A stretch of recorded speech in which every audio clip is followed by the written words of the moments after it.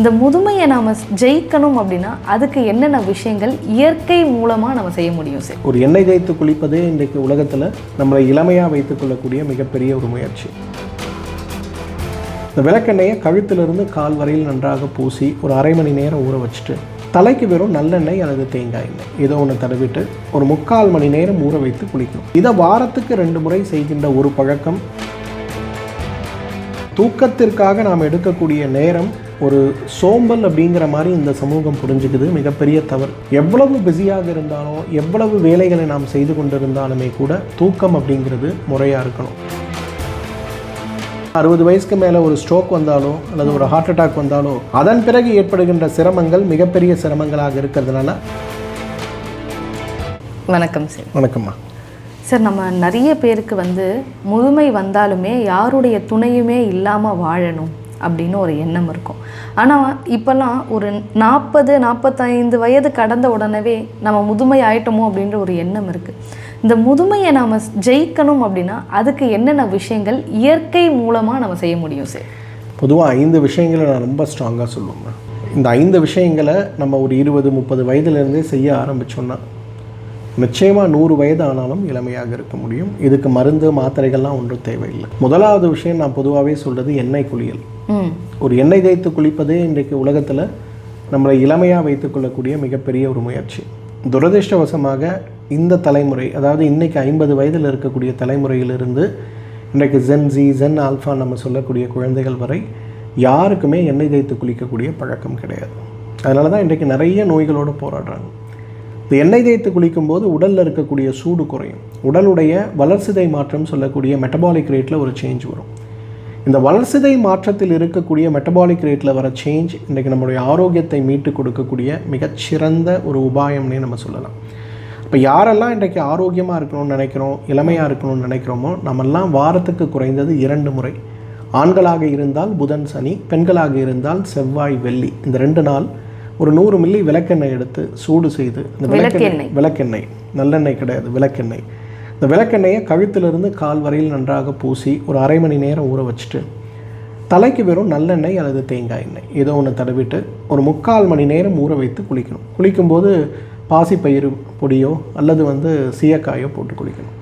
இதை வாரத்துக்கு 2 முறை செய்கின்ற ஒரு பழக்கம் இன்றைக்கு பெரிய அளவில் நமக்கு மாற்றத்தை கொண்டு வரும். 2வது பழக்கம் நான் சொல்கிறது, நிச்சயமாக ஒரு நாளைக்கு 5000 அடி நடங்கன்னு சொல்லுவேன். இன்றைக்கி நல்ல ஒரு ஸ்டாமினாவோடு நீங்கள் இருக்கணும் அப்படின்னா நிச்சயமாக ஹார்ட் ஹெல்த் இல்லாமல் அது பாசிபிள் கிடையாது. கண்டிப்பாக. அப்போ ஹார்ட் ஹெல்த்தை எப்படி நீங்கள் ரீஸ்டோர் பண்ண முடியும்? இப்போது தினமும் ஒரு 5000 அடி, அதாவது 4 கிலோமீட்டர் நீங்கள் நடக்கக்கூடிய ஒரு பழக்கம். நான் சொல்கிறது காலையில் எழுந்த உடனே நீங்கள் 4 கிலோமீட்டர் நடக்கணும்னு கிடையாது. நான் சொல்கிறது டெய்லி காலையிலேருந்து நைட்டு வரையிலும் 5000 ஸ்டெப்ஸ் நடக்கக்கூடிய ஒரு முயற்சி. இந்த முயற்சி பெரிய அளவில் உங்களோட ஆரோக்கியத்தை மேம்படுத்தும். இன்றைக்கி நம்மளுடைய வீட்டில் அப்பா அம்மா தாத்தா பாட்டி யாராவது இருக்காங்கன்னா அதில் யாராவது ஒருத்தர் டெய்லி 5000 ஸ்டெப்ஸ் நடக்கிற ஹேபிட் இருக்கவங்கள நீங்கள் பாருங்களேன். அவங்கள அடுத்த தலைமுறையை விட ஆரோக்கியமாக இருக்கிறத நீங்கள் பார்க்க முடியும். ஸோ ஒரு 5000 அடி நிச்சயமாக தேவை. 3வது, வருஷத்துக்கு ஒரு முறை டீடாக்ஸ் மற்றும் மாதத்துக்கு ஒரு முறை டீடாக்ஸ். வருஷத்துக்கு ஒரு முறை டீடாக்ஸ் அப்படிங்கிறது ஒரு 7 நாள் நேரம் எடுத்து நெய் மருந்துகள், ஒரு நல்ல ஆயுர்வேத சித்த மருத்துவரை சந்தித்து நாடி பார்த்து, இப்போ இந்த ஆடி மாதத்துலேருந்து நமக்கு தை மாதம் வரையிலும் இது தட்சிணாயன காலம். இந்த காலத்தில் தான் இந்த உடல் சுத்தி பெரிய சுத்தி நம்ம பண்ணணும். அப்போ இந்த காலத்தில் பார்த்து நாடி பார்த்து வாதப்பித்த கபத்தில் எப்படி இருக்குங்கிறத புரிஞ்சுட்டு அதுக்கு ஏற்ற மாதிரி அந்த முதல் நாள் 30 மில்லி, அடுத்து 45, அடுத்து 60, அடுத்து 75, அடுத்து 90, கடைசியில் 105 மில்லி. அது 7வது நாள் பேதிக்கு மருந்து எடுத்து இந்த 7 நாட்களுக்கு இருக்க வேண்டிய உணவு முறை பழக்கங்களை முறையாக செஞ்சு அதன் பிறகு மாதத்துக்கு ஒரு முறை 10 மா இலை, 10 கொய்யா இலை, 10 வேப்ப இலை 1/2 லிட்டர் தண்ணியில் போட்டு கொதிக்க வச்சு நல்லா வடிகட்டிட்டு 1/2 லிட்டரை 100 மில்லியாக வடிகட்டிட்டு அதில் உள்ளுக்கு சாப்பிட்ற நல்ல குவாலிட்டியாக இருக்கக்கூடிய விளக்கெண்ணெய் 10 மில்லி சேர்த்து சாப்பிட்டோம்னாலே பெரிய அளவில் மாற்றம் வருவதை நம்ம பார்க்க முடியும். ஸோ உடல் கழிவு நீக்கம் அப்படிங்கிறது இதில் ரொம்ப இம்பார்ட்டண்ட்டு. 4வது, தூக்கம்.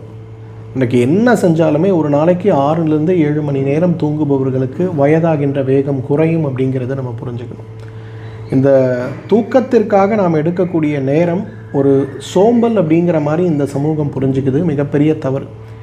எவ்வளவு பிஸியாக இருந்தாலும் எவ்வளவு வேலைகளை நாம் செய்து கொண்டிருந்தாலுமே கூட தூக்கம் அப்படிங்கிறது முறையாக இருக்கணும். தூக்கங்கிறது இன்றைக்கு ஒரு 6 மணி நேரத்திற்கு குறைவாக நம்ம வைத்திருந்தாலே நம்முடைய வயதாகின்ற வேகம் அதிகமாகும்.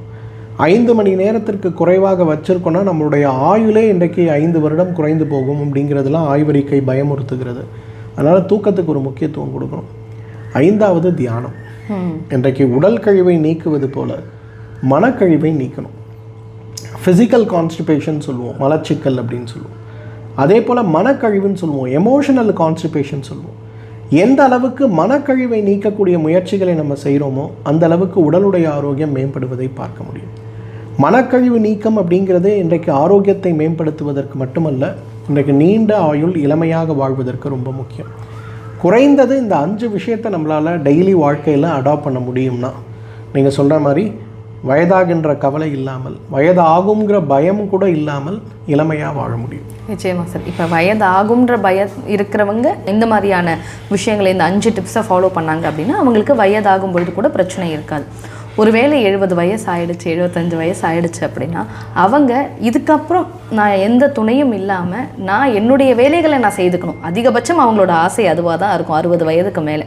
அந்த மாதிரி இருக்கவங்க அவங்கவங்க வேலையை அவங்கவங்களே செய்துக்கலாம் அப்படின்னா அதுக்கு என்னென்ன விஷயங்களை அவங்க அதுக்கப்புறம் ஃபாலோ பண்ணுவோம் சார்? 60+.